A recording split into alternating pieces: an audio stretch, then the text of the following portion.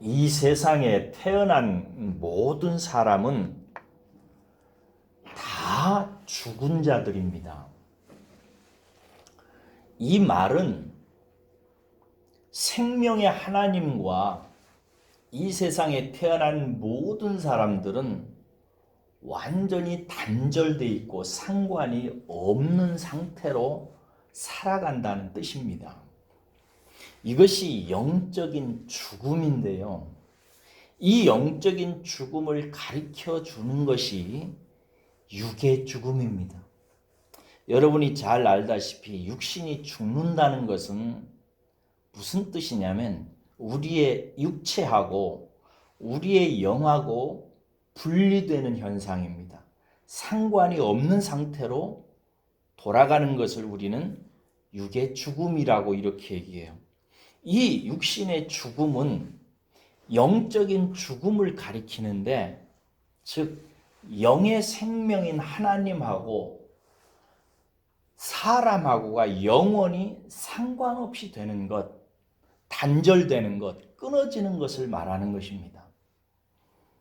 첫 아담 안에서 태어난 모든 사람들은 그래서 다 하나님과 상관이 없는 죽은 상태에서 살아가다가 멸망하게 되어 있는 것입니다.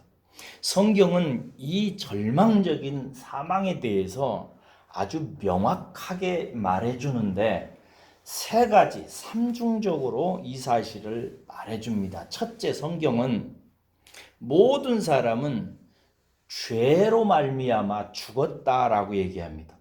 에베소서 2장 1절에 의하면 우리가 죄와 허물로 죽었다라고 하는데, 죄는 하나님을 떠나 있는 상태, 하나님과 분리된 상태를 의미하고, 허물은 그 죄의 상태에서 행한 결과를 의미하는 것입니다. 그래서 우리는 죄의 상태에서 행한 결과 때문에 생명의 하나님에 대해서 영원히 죽은 상태다라고 에베소서는 이렇게 얘기합니다. 두 번째, 또 어떤 면에서 성경이 우리를 죽었다고 얘기하냐면 율법에 의해서 죽었다고 얘기합니다. 율법은 하나님의 의의 기준입니다. 우리가 하나님께 받아들여질 수 있는 하나님이 인정하시는 기준이 율법입니다. 그러니까 아주 선한 것입니다. 그런데 이 선한 율법이 우리에게 오히려 죽음을 주게 되는데, 왜 그러냐면 우리가 그 하나님의 선한 기준인 율법 앞에 서게 될 때 그 율법이 요구하는 말을 이룰 수가 없기 때문에 그런 것입니다.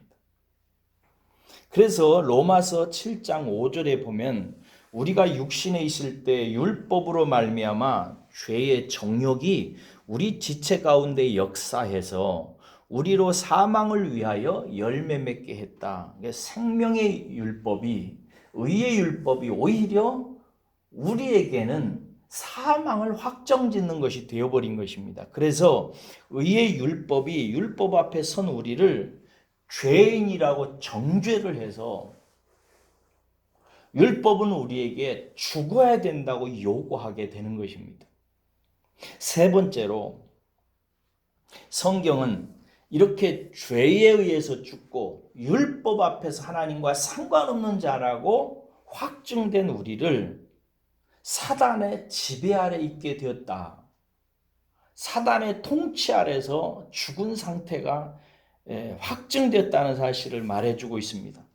죄 아래서 율법으로 말미암아 절망적인 상태가 된 우리를 누가 통치하냐면 사단이 통치하는 것입니다. 그래서 에베소서 2장 3절에 보면 그때에, 여기서 그때는 이제 구원받기 전을 말하는데요. 그때 율법으로, 그때 너희는 그 가운데 행하여 이 세상 풍조를 따르고 공중의 권세 잡은 자를 따랐으니 라고 얘기해요. 여기서 공중의 권세 잡은 자는 세상 임금인 사탄을 의미하는 것입니다. 이게 모든 사람은 구원받기 이전까지 모두 다 죄 아래서 죽었고 율법 앞에서 그 정죄로 말미암아 죽었고, 그렇게 죄에 대해서 죽고 율법 앞에서 죽어서 하나님 앞에 도무지 나아갈 수 없는 우리를 누가 다스리냐면 통치자가, 누가 왕이냐면 사탄인 것입니다. 그래서 사탄에 의해서 인간은 완전히 사망에 떨어져 버리게 되는 거죠. 이러한 우리를 구원할 길이 여러분 우리에게 뭐가 있을까요? 뭐 공자 선생님 말씀을 듣는다고 우리가 희망이 있겠습니까? 석가모니의 도를 우리가 실천해서 희망을 찾을 수 있겠습니까? 뭐 무당에게 가서 무슨 방법을 찾을 수가 있겠습니까? 그래서 사람의 이러한 상태를 성경은 그냥 사망이라고 하는 것입니다. 이미 영원한 사망에 떨어져 버린 거예요. 이러한 우리의 실상을 염두에 두면서 본문은 이런 말을 합니다. 오늘 본문 말씀에 보면 온전한 자들 중에 지혜를 말한다고 이렇게 얘기해요. 온전한 자들이 지혜를 거론한다는 거예요. 이게 무슨 말이냐면 온전한 자들이라는 말은 성숙한 자들이라는 뜻을 갖고 있어요. 인생에 대해서 뭔가 깨친 사람들, 영적인 진리에 대해서 뭔가 아는 사람들이 하는 말이 있다 이거예요. 그들은 무슨 말을 하냐면 이 인간의 상태, 멸망한 상태에 이 영적인 난제를 풀려면은 특별한 지혜를 필요로 한다는 것입니다. 보통 지혜로는 안 된다는 것입니다. 맞는 말이죠.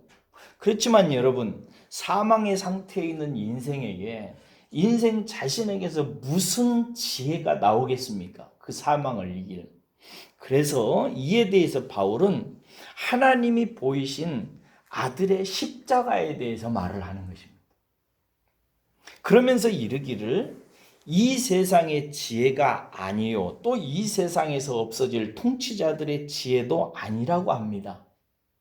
그러면서 오늘 본문에 계속 보니까 오직 은밀한 가운데 있는 하나님의 지혜를 말하는 것으로서 곧 감추어졌던 것인데 하나님이 우리의 영광을 위해서 만세전에 미리 정해놓은 것이라는 거예요. 아들 예수 그리스도를 통해서 나타난 그 아들의 십자가를 통해서 나타난 하나님의 지혜는 누구도 알지 못했던 것이래요. 영원전부터 우리를 영광스러운 존재로 바꾸시기 위해서 하나님께서 미리 정해놓으신 비밀한 것이라는 거예요. 이 바울은 영원전부터 감추어졌던 이 하나님의 지혜가 바로 십자가라고 하는 사실을 얘기하고 있는 거예요. 그래서 2절에 보면 읽지 않았습니다만은 그러하기에 2절에서 바울은 예수 그리스도께서 십자가에 못 박힌 것 외에는 나는 아무것도 알지 아니하기로 작정했다고 얘기해요. 이게 사망 아래에서 있는 인생을 구원하는 지혜를 여러 사람들이 얘기하지만 이런저런 지혜가 필요하다고 얘기하지만 사도 바울은 말하기를 나는 하나님의 아들 예수 그리스도의 십자가, 하나님의 아들이 십자가에 죽으신 이 사실 외에는 어떤 사람을 구원하는 지혜를 얻기 위해서 이 십자가 외에는 아무것도 나는 알지 않겠다라고 결정을 했다라고 얘기하는 거예요. 십자가의 지혜 이외에는 모든 지혜를 다 거부합니다. 십자가. 어찌해서 바울은 모든 지혜 중 오직 십자가의 지혜만을 주장하는가? 그것은 좀 전에 제가 성경을 통해서 말했던 삼중적인 죽음, 사람이 죄 아래 죽고 율법에 의해서 정죄당해서 죽고 사단의 지배로 말미암아 죽게 된 상태를 예수 그리스도의 십자가가 이것을 대신하기 때문에 그렇습니다. 첫째로 예수의 십자가는 모든 죄인의 죄를 대신하는 죽음이기 때문에 그렇습니다. 세례 요한은 예수님을 증거하러 와가지고 그를 증거하기를 보라 세상 죄를 지고 가는 하나님의 어린 양이다 라고 얘기합니다. 그리고 성경은 여러 군데에서 예수 그리스도의 십자가가 우리의 죄를 대신하신 대속의 십자가, 우리의 죄의 값을 허물을 대신 감당한 십자가라고 이렇게 얘기합니다. 두 번째로 예수의 십자가는 율법의 요구대로 우리를 대신해서 죽으신 대속의 죽음이라고 얘기해요. 로마서 8장 3절과 4절에 이런 말씀이 있어요. 죄로 말미암아 자기 아들을 죄 있는 육신의 모양으로 보내어 육신의 죄를 정하사 육신을 따르지 않고 그 영을 따라 행하는 우리에게 율법의 요구가 이루어지게 하려 함이라.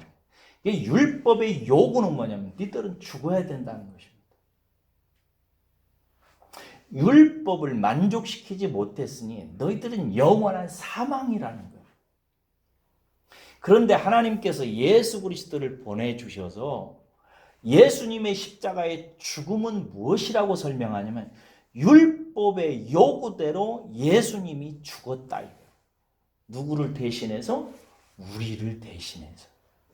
세 번째로 예수님의 십자가는 우리를 대신해서 세상 임금에 의해서 대신 죽임당한 사건입니다. 여러분, 세상의 임금은 죄 아래서 죽고 율법의 정죄로 죽은 우리를 완전히 사망 아래에다가 쳐 박아버리는 것이 그의 목적입니다. 사탄은. 그래서 세상을 통치해요. 그래서 사탄의 계획대로 예수님은 우리를 대신해서 사탄에 의해서 죽임을 당합니다. 그래서 우리는 예수 안에서 죽은 거예요. 사탄은 예수의 죽음이 이렇게 대속의 죽음인 줄을 몰랐어요. 사탄은 예수를 여러 로마 병사들과 유대인들을 동원해서 예수를 십자가에 못 박아서 죽여버렸습니다. 그런데 사탄이 그렇게 죽일 때 그 예수의 죽음이 하나님께 속한 우리들의 죄를 대신 형벌받는 죽음이라는 사실을, 율법의 요구를 받아들여서 우리가 죽는 그 죽음이라는 사실, 그리고 사단의 목적대로 모든 죄인들을 다 영원히 사망 가운데 죽여버리려고 했던 그 죽음을 대신 예수님께서 죽고 계셨다는 사실을 사단은 꿈에도 몰랐어요. 그래서 본문은 이렇게 말합니다.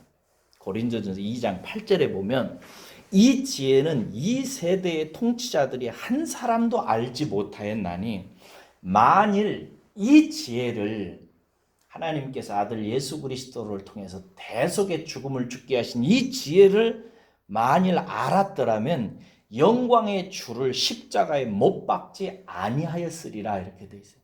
만약에 세상 사람들을 통해서 사탄이 예수 그리스도를 죽이려고 했을 때 예수 그리스도의 죽음이 우리의 죄의 대속이고 율법의 요구를 이루는 것이고 사탄의 목적을 이루는 것이라고 하는 사실을 사탄이 알았더라면 절대 사탄은 예수를 죽이지 않았을 것이라는 거예요. 그러니까 사탄은 그걸 모르고 죽여버린 것입니다.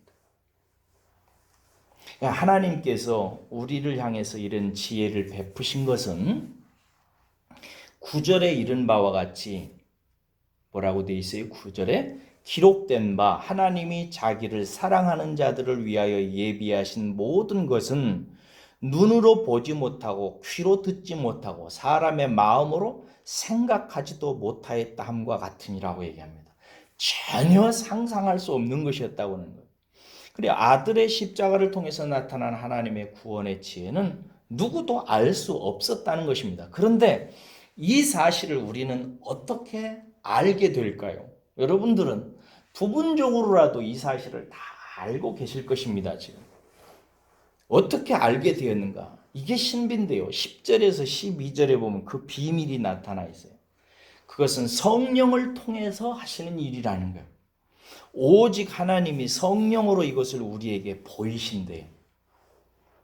그래서 하나님의 일은 하나님의 영 외에는 아무도 알 수 없는 것이라고 하면서 우리가 하나님의 영을 받았기 때문에 이 대속을 하신 아들의 십자가를 통해서 우리를 대속해서 우리에게 입혀주신 이 은혜를 알게 되었다라고 얘기합니다. 이 예수 그리스도께서 당신의 십자가를 통해서 우리의 죄의 대가를 받으시고 율법의 요구를 이루시고 사단이 우리를 죽이려고 했던 그 죽임을 예수님께서 대신 죽어주신 이 일을 세상은 절대 모른다는 것입니다. 원래 사단도 몰랐어요. 그래서 죽였어요. 근데 이것을 누구에게 알리시냐면 저와 여러분들에게만 알리시는 것입니다. 누구를 통해서? 성령을 통해서. 그래서 우리가 이것을 이해하고 깨닫게 되는 것이 중요한데요. 이것이 이해되어지고 깨달아진다는 것은 무엇을 의미하냐면 우리 안에 하나님의 성령이 계시다는 증거인 것입니다. 그래서 성령은 진리의 영인 것입니다. 진리의 영인 성령님이 우리 안에 오셔서 하나님께서 아들의 십자가를 통해서 행하신 이 지혜를 이해하게 하시고 깨닫게 하세요. 그래서 만약에 우리가 교회에 나와서 목사님의 말씀을 통해서 또 성경을 읽을 때 이 대속의 죽음을 이해할 수 있고 마음에 믿어지면 이것은 무엇을 의미하냐면 우리 안에 성령이 왔다는 사실을 의미하고 성령을 통해서 하나님께서 우리에게 베푸신 은혜를 우리로 하여금 받게 하신 결과라고 하는 것입니다. 하나님은 아들을 보내셔서 죄와 율법과 사단의 지배 아래 죽은 우리를 대신하여 아들이 죄에 의해 죽고 율법에 의해 죽고 사단에 의해 죽게 하심으로써 우리의 모든 허물을 대신하게 하셨어요. 그리고 이 사실을 우리에게 알게 하시고 이해하게 하시고 자유하게 하시려고 성령님을 보내시는 거예요. 그리고 성령님은 이 사실을 우리에게 증거해 주세요. 그래서 이 사실을 깨달은 자는 무엇을 의미하냐면 구원받은 자요, 하나님의 자녀요, 성령을 받은 자요, 은혜를 받은 자라는 사실을 우리가 알 수가 있게 되는 것입니다. 여러분들이 혹시 이 사실이 믿어지신다면 저는 이렇게 얘기할 수 있어요. 여러분들은 인생의 모든 것이 다 풀린 사람들이에요. 다 해결된 것입니다. 하나님께서 아들의 십자가를 통해서 우리에게 주시려고 하셨던 그 모든 은혜가 여러분들에게 다 주어진 것입니다. 그래서 우리는 예수 그리스도와 이제 믿음으로 연합해서 죄에 대해서 죽고 율법에 대해서 죽고 사단에 대해서 죽은 것입니다. 여기서 죽었다는 말은 상관없다, 분리되었다, 끊어졌다는 말이에요. 우리는 죄에 대해서 상관없는 자가 되었고 율법에 대해서 아무 상관없는 자가 되었고 사단이 아무리 세상에서 설쳐도 우리는 사단과 완전히 상관없는 자가 된 거예요. 이렇게 죄에 대해서 율법에 대해서 사단에 대해서 완전히 우리는 그리스도와 함께 죽고 하나님의 의에 대해서 살고 생명에 대해서 살고 하나님께 대해서 살고 영원한 천국에 대해서 살고 영생에 대해서 산 자가 된 것입니다. 이 사실을 여러분들이 마음속에 하나하나 깊이 묵상하시고 잘 마치 소가 초목을 꼭꼭 씹어서 위에다가 넣어서 소화하듯이 여러분이 이 사실을 잘 이해하고 꼭꼭 씹어서 마음에 이해해서 담으면 여러분들에게 놀라운 십자가의 능력과 삶의 기쁨이 임할 줄로 믿습니다. 기도하겠습니다.